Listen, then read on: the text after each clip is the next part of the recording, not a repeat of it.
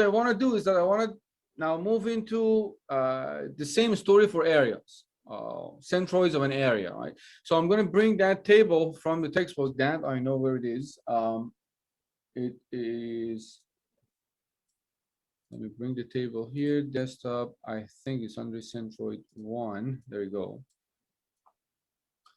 This is from your textbook, and this is page. That I should know. 2D page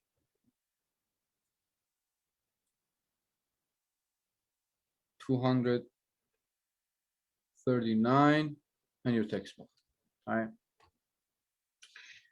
This is the same story as that what we had for wires and like standard bars, right? Here, what changed is that now we have air properties for areas for simple shapes. Now, triangle could be triangular area, could be a quadricircular area, could be semicircular area, elliptical area, semi-elliptical area, could be some kind of parabolic shape.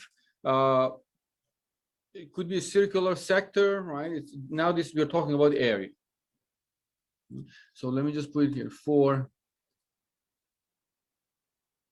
areas.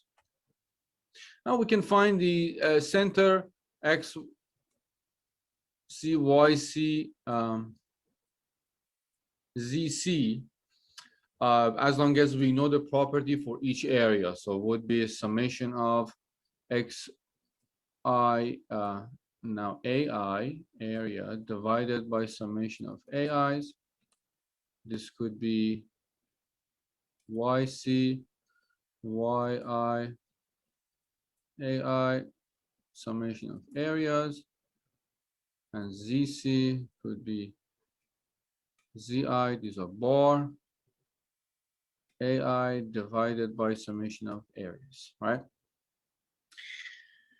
Now, these are the, you can find these coordinates of a centroid. Now, again, I emphasize that for each area, let's say for a triangular area, you have it in a most general form.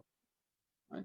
It tells you that if this is your triangular area, you know H, height, you know B, the base, the Y bar would be the distance, or better to say the centroid.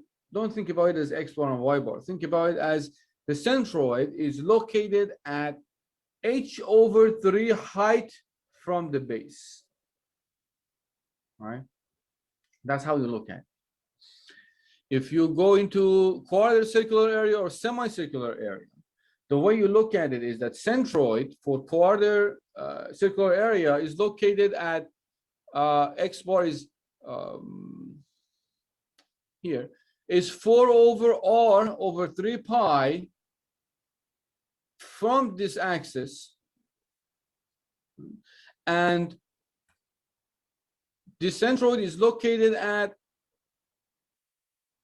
this distance 4r/3 pi from the horizontal line, right?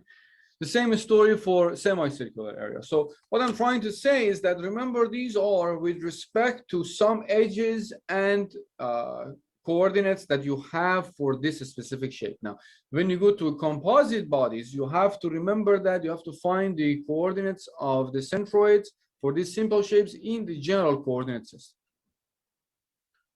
And the way it works, you break it into simpler forms, whether by adding some parts, like this case, we broke it into 3 parts. This is a wire, 3 parts. We found the centroid for each part, and then we could find the centroid for the whole wire, like composite area.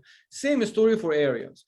When you are given a composite area, you break it into simpler shapes, simpler forms, simpler shapes, better to say. And then based on the information you have for each shape, wherever the centroid is located for each shape, you can just find the centroid for your area.